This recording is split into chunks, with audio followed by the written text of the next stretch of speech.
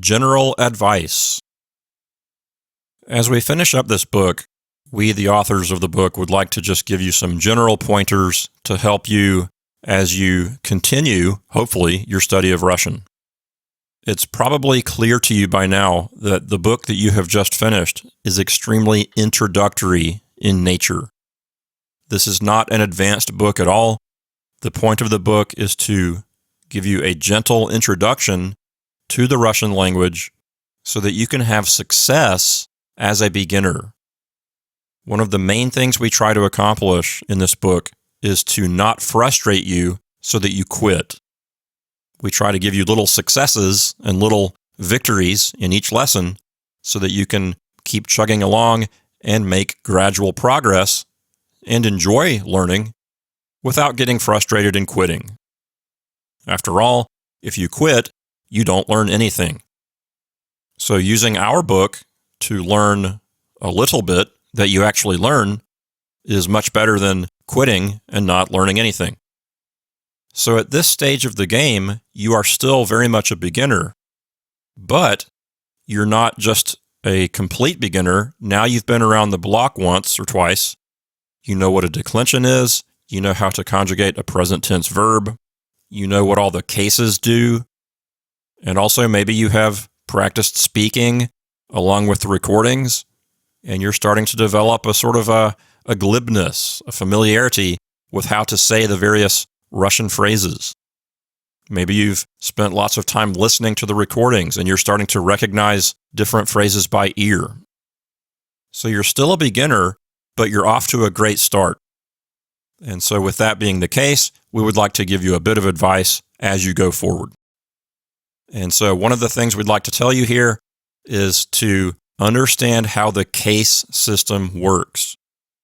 In Russian, you can say a lot of things with a certain case without the need to have a preposition helping you. For example, with the genitive case, you can show possession without some extra word. For example, in English, we often use the word of, but in Russian, you don't need to do that. You just put the noun in the genitive case, and that expresses possession all by itself. Same thing with the dative case. You can express the indirect object just by putting that noun in the dative case. So that's a big thing to get accustomed to, is using the cases to express their inherent meaning. And we've covered that in this book. Now keep in mind, as a student of Russian, you still need to learn the second and third declensions. But in order to do that, you don't have to learn new cases. You already know how the 6 cases work. The second declension has those same 6 cases. The third declension has those same 6 cases.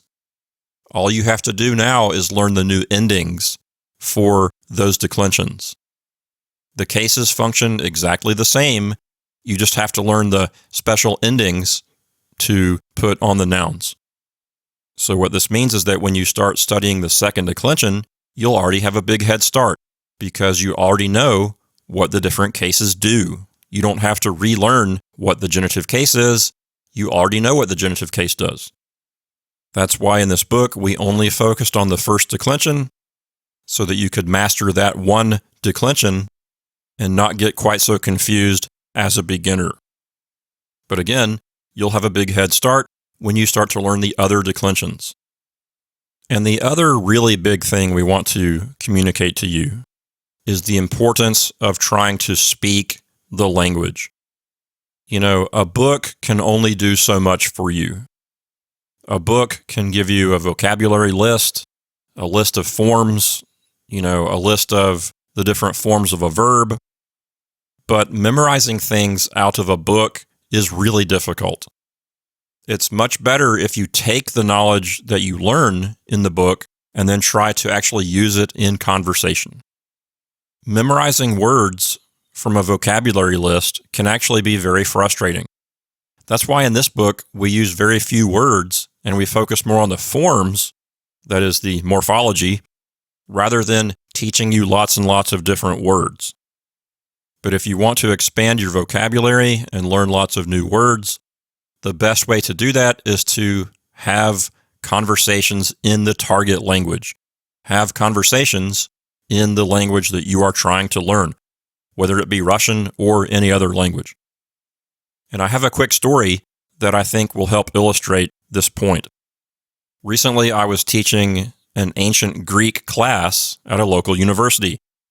My background is in Latin and Greek. And one of the students in the class was Chinese.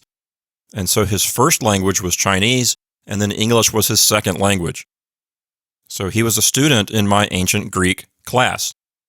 In my class, I was trying to use spoken methods, trying to get the students to speak little sentences in ancient Greek to help them absorb the language and to help them get familiar with the language.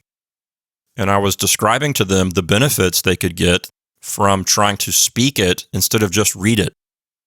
And so I turned to my Chinese student and I said, "Hey, could you tell us a bit about your experience learning English?"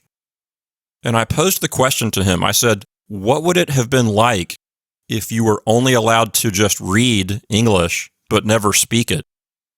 And here's what he said, and this is really important.